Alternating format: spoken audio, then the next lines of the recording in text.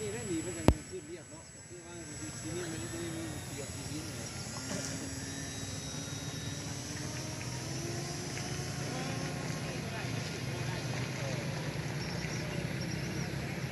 ยึดถุงไปดินได้ป่ะ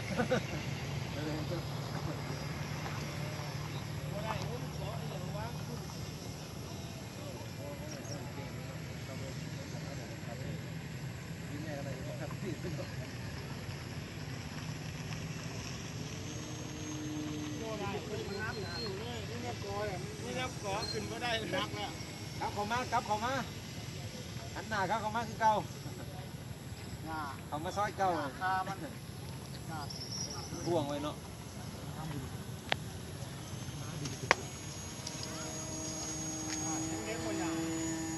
นี่นะโลกแล้ว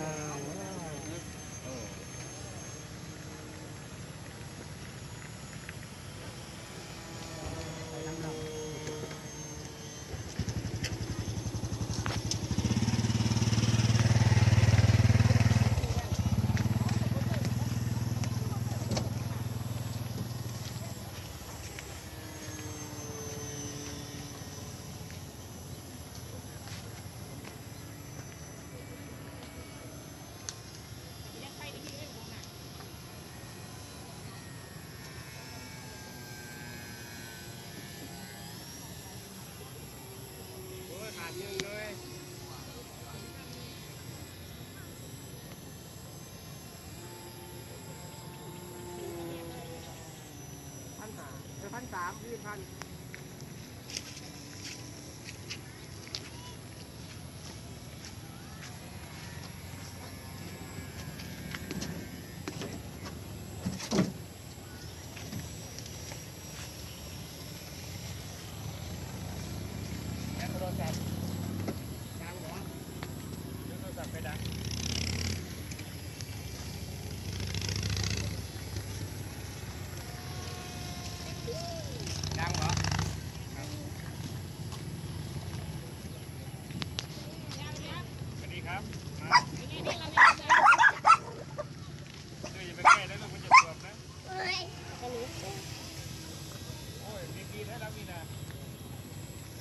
ดีเลย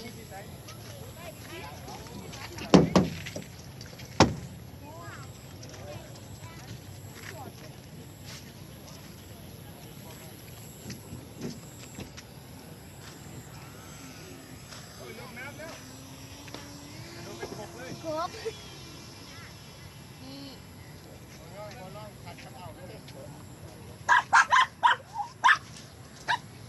เอามาเจ็บแน่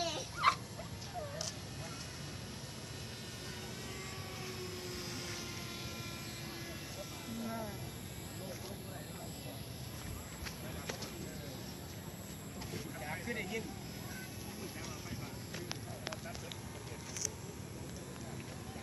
เอาเดี๋ยวนี้ได้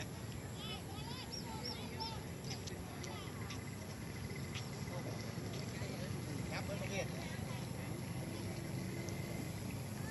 รถเป็นเรื่องแบบเอาเรื่องจริงของนี่ลุงนี่แหละ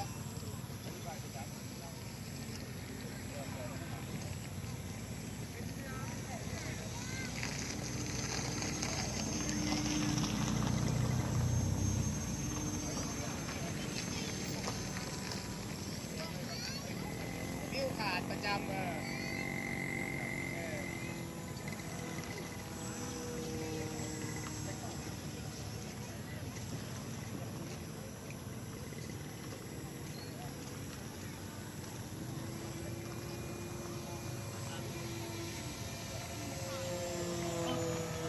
สายรองแบตนี่เนาะที่เรา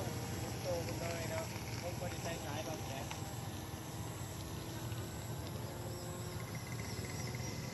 เขาขายน้ำมันพี่ไว้ไรเนี่ยที่ตามพี่ที่ตามเด็กกับพี่มากเลยนึ่งไปใส่วะ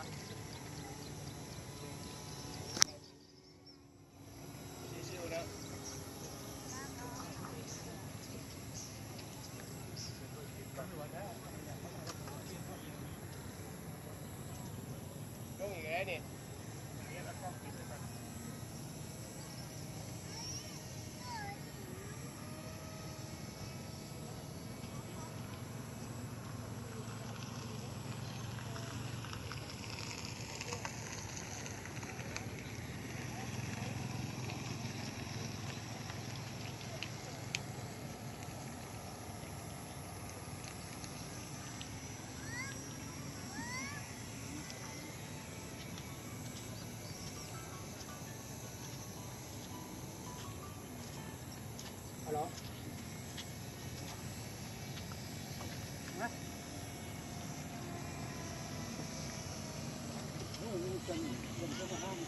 เขามีกูปิดไว้ตรงนี้